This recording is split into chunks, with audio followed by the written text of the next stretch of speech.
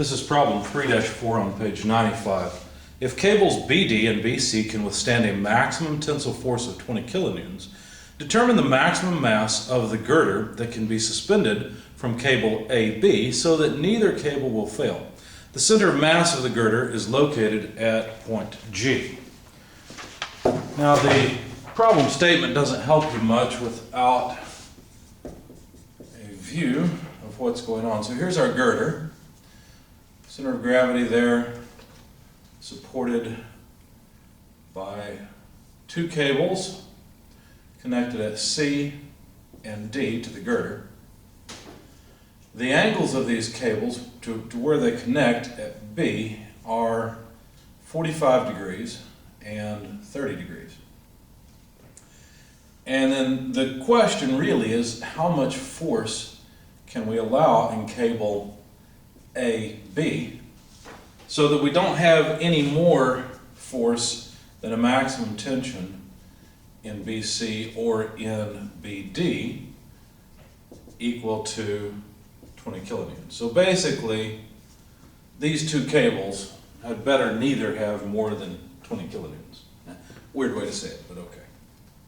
So basically, what's the maximum weight that we can support? In other words, what's FAB max? So the way to begin the problem is with a free body diagram. Let's sketch point B down here. Put FAB on it. And then the tension, I'm going to rename them. Rather than using tensions, for whatever reason, I chose to use force. But what I mean by F sub C and F sub D are the tension BC and tension BD respectively. It doesn't really matter what you call them. So if I set up an XY coordinate system and then some forces in the X direction, well, think about it. The horizontal components in BD and BC have to cancel out because AB only has a vertical component. There is no horizontal component of AB. So what that means is that, well, let's see. The force on B in the, going to D, FD, is in generally the positive X direction, but the force going to C is generally in the negative direction. So I've taken the components of those two forces by indicating a subscript X to indicate that I only want the horizontal piece of those two forces. And that's what I've got in my equation. So basically what this means is the horizontal component of the force in the two cables going to C and D have to be equal. Now, how do I write the component of FD in terms of FD? Well, look, we've got essentially a triangle like this with a 30-degree angle. That's what the geometry dictates. And so we know that the direction of FD, remember I'm applying my free body diagram, point B. I mean, probably your intuition is saying, well, the force is up this way. Yeah, that's true. The force from D to B is up, pulling on the girder, but we're not talking about forces on the girder. We're talking about forces on point B. So anyway, F sub D, the total tension in that wire rope, cable, whatever it is, has a horizontal component, FDX, that's laid out in the same way, in other words, a similar triangle, to the geometry triangle. So if I want to write FDX in terms of FD, basically what I need to do is realize that this side over this side is a sine relationship. So I just need to multiply FD by the sine of 30 degrees. Okay? And that will give me FDX. So now this is FDX, and it must be equal to FCX. Well, FCX, it's a similar argument. Of course, sine and cosine of 45 degrees is the same, so it won't really matter, but technically, I will need to use the sine side for FCX as well. And one mistake students often make is that they think that sine always goes with the y-axis and cosine goes with the x. That's not true. The reason you think that is because you've mainly worked with vectors or directions in the first quadrant rather than other quadrants. But anyway, so you see what I've done here is use the sine side of 45 degrees to get the horizontal piece of F sub C. So now I have a relationship between the two. In fact, if I were to divide FD by FC, what would I get?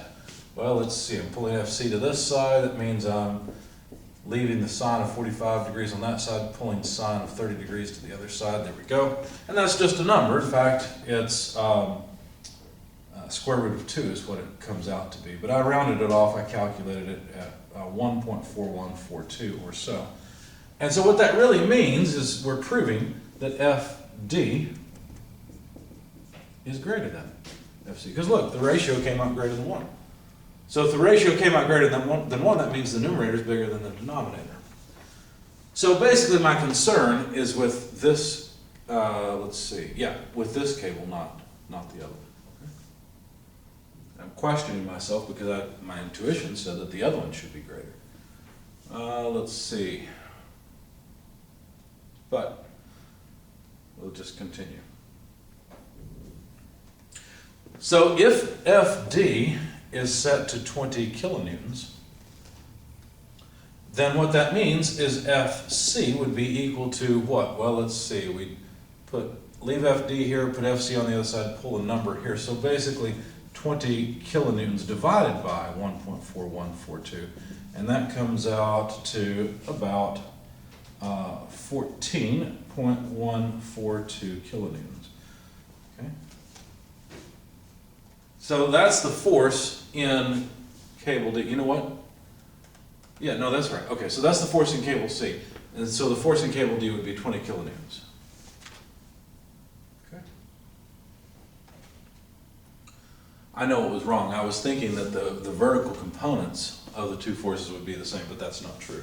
That's where my intuition was off. Speaking of vertical components, let's sum forces in the y direction because, look, somehow we have to relate what we've got now to FAB, which is what we want to find, right?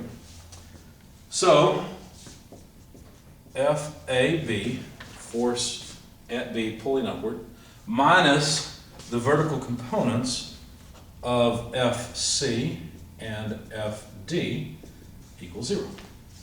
Because, of course, the thing's in static equilibrium. So what that means is that FAB, the thing I want to find, is FCY plus FDY.